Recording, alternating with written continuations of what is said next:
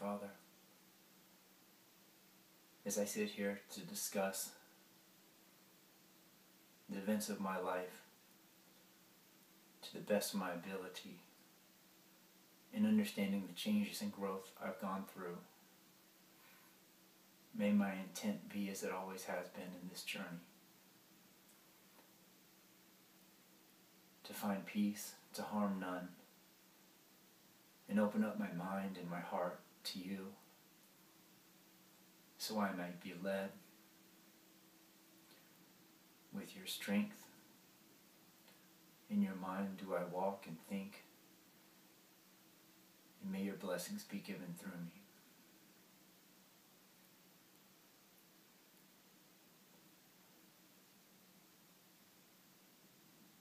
A few years ago I started a website I called Quest2Peace. At the age of 18, I began a journey with the intent to find peace. I would think it would make sense for most people on a search for something other than what life had been giving them to start with a simple quest such as that. For 18 years, on and off, but mostly moving forward, I worked. I trained my mind slowly. I challenged myself. And I remember thinking the entire time, something that to this day I've always thought, is that I never wanted to find the easy way. I wanted to find the truth. No matter how difficult of a circumstance or obstacle seemed like was faced before me, I was willing for it to come to increase and speed up my learning. In terms of time, 18 years can seem long or short. When I had my second awakening, my first awakening was what started the journey when I was 18, and I'll briefly share that. I questioned and questioned life enough to where I had a moment that I could only define as a revelation of some kind, meaning I was open to looking at the world differently, and my eyes were replaced with the vision of something greater, and I knew I was part of everything. I knew I was love, and all I heard repeating inside of me was, all you have is who you are. All you have is who you are, like a broken record. And I was on my knees and crying happily that I'd been found. I wanted more. And slowly as I moved into the world, trail by trail, road by road, I realized that these things were not bringing me peace. And I let them go, one by one. I knew I had a way to go, and I was aware that my progression was limited by my resistance to want to let go of what was needed to be, the dreams that needed to be let go of. My second major point of healing or understanding was a few years ago, like I mentioned, when I started this site. I'd come to a place where the world didn't affect me like it had before. I'd achieved a level of peace, and I can only put things in degrees because in this world, complete restoration is the goal, complete healing, complete love, complete understanding, complete correctness of thinking. And as we move towards that goal, I think it only makes sense that there would be somewhat levels, even though there are no levels, of what we identify as progress. This was when I felt okay writing Quest2Peace. I felt inside it was okay for me to write. because my writing was not going to harm anyone. Not at all that my writing was perfect. Of course, not that it would ever be in the sense of correctness, but the intent of what the site was about in my poetry was for peace. And that's all. I thought if there was one person that could read a poem or hear my story that I could help, all of this would be worth it, even if I helped them a little bit. This was my thinking at the time.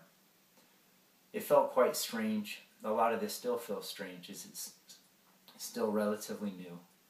But I continued as I felt that it was important for me to continue writing. But after I started Quest2Peace, despite having come to a level of peace inside, I also reached a point of despair, which I found confounding at first because I felt like I'd come so far and I had a little bit of, call it a respite. But eventually, my soul was stirring and I couldn't identify what was being shaken. Deep down I knew, but I couldn't identify it. I wasn't willing to identify it at the time. I noticed I was drinking more alcohol, trying to suppress this calling. Everybody's called to God.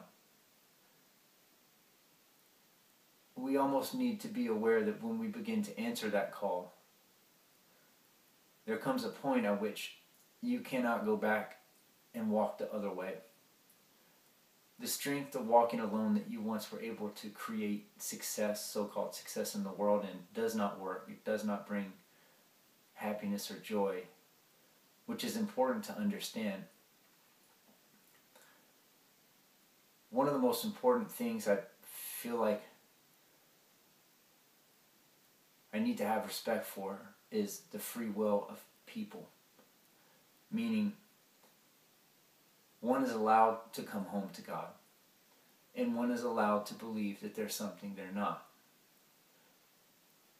And that those who seek God also teach God, only in the sense that a student of life only teaches and they learn the same thing.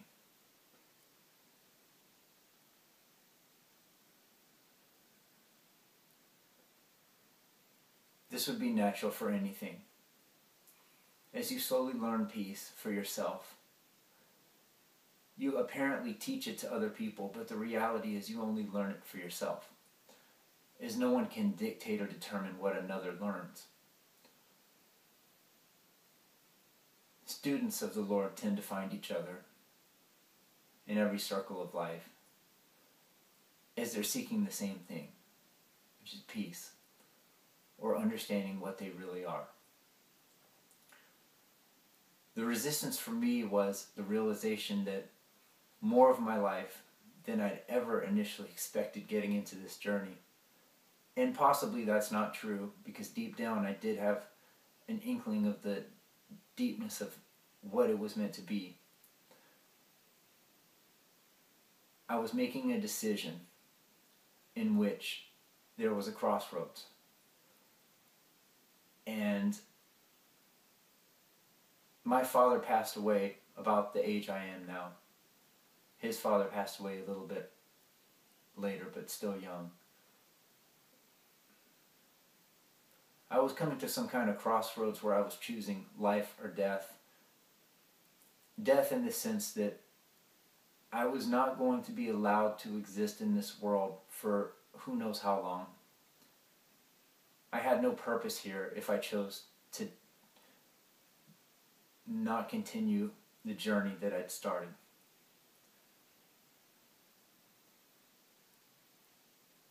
This was a very difficult thing for me because I had never imagined the amount of things I would have to give up.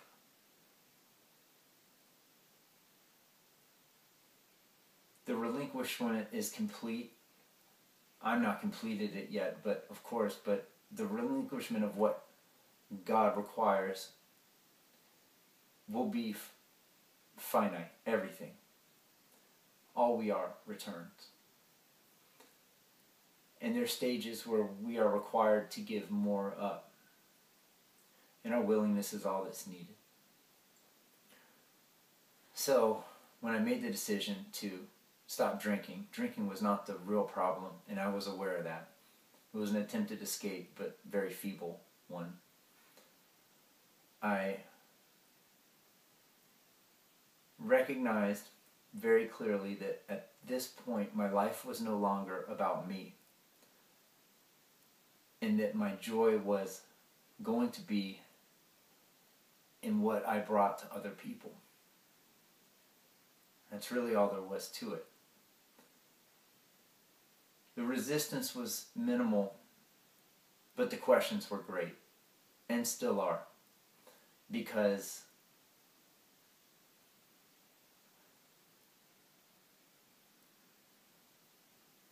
the easiest thing in the world is to belittle ourselves.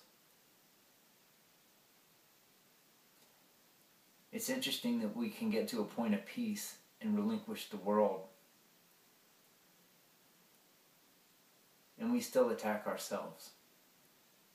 We still will harm ourselves.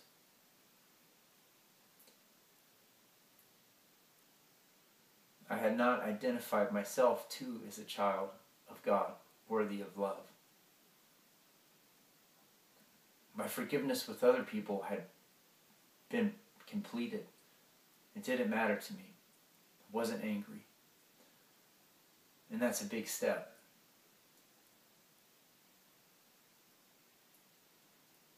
As I forgave and forgave,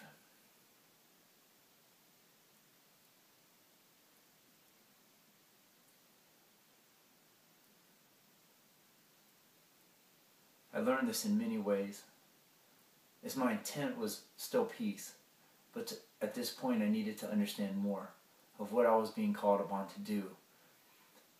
I had a circumstance where somebody had walked in front of me and cut me off, and I noticed my mind immediately began to judge and attack that person for being unaware, silly stuff. And I had an awakening moment. As in my mind, I saw this person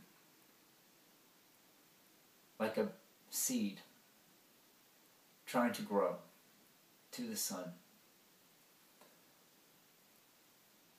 And somehow in my mind, I saw so many people that had stood in front of her sun and had shaded her from the light. I remember the feeling inside saying very clearly, now move out of her light and bless this woman.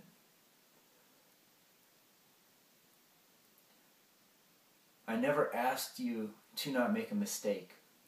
I asked you to not hold grievances. This was actually a relieving moment for me. It took away some of the strain of, I don't know if being perfect's the right word, but being human, of having thoughts and seeing people do things that you shake your head at and judge them for. And I realized that when I did that, it was almost like digging up a plant and realizing the harm you were doing. You could immediately heal it 10 times more than the little bit of damage you caused if you had seen what you'd done. Because our minds heal. God heals through us. God heals through anyone willing to bring light and be a beacon of light for God, for light. That's a right as a child of God.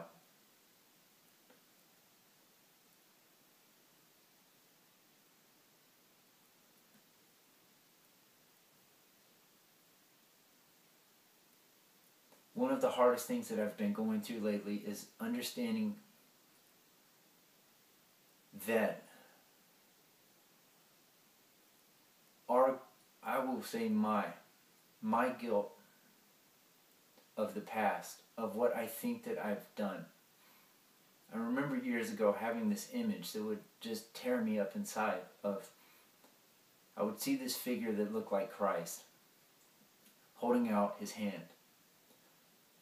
And I remember turning my back and walking away. And that image was there for years and years.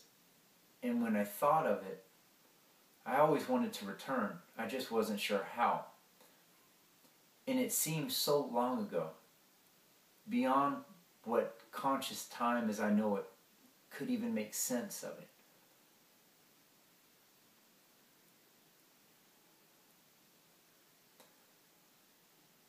I began to understand clearly that my forgiveness of the world had nothing to do with the world in and of itself. That was a lesson in which I learned my own innocence. As we learn what we teach, and the world becomes a mirror, and what we extend out is given to us.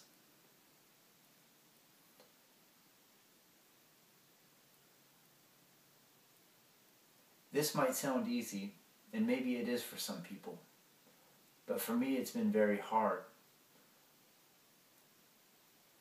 There's a lot inside that is coming out, that is being undone of the past. Almost like every moment since the time in which I forgot where I was from, whenever that moment was, to the point at which I realized I was not at home. The seemingly pain that I'd caused simply by not reminding brothers of the truth alone. And that's without getting into the things that people do to each other, all of us. I was experiencing tremendous guilt inside, and I was projecting that onto other people. There comes a point where once our enemy was outside in the form of an entity, a person, a government,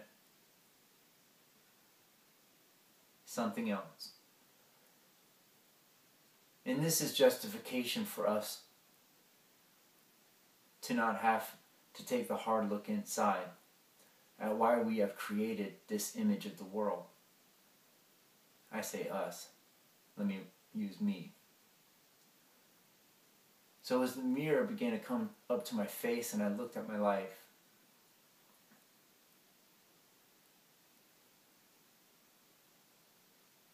I began to heal.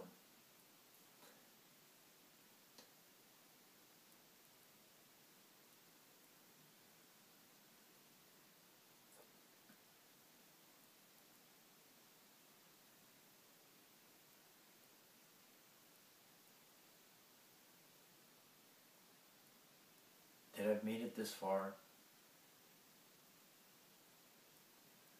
and I have this breath, and my memory is increasing. Blessed. This video is for me. Amen, brother.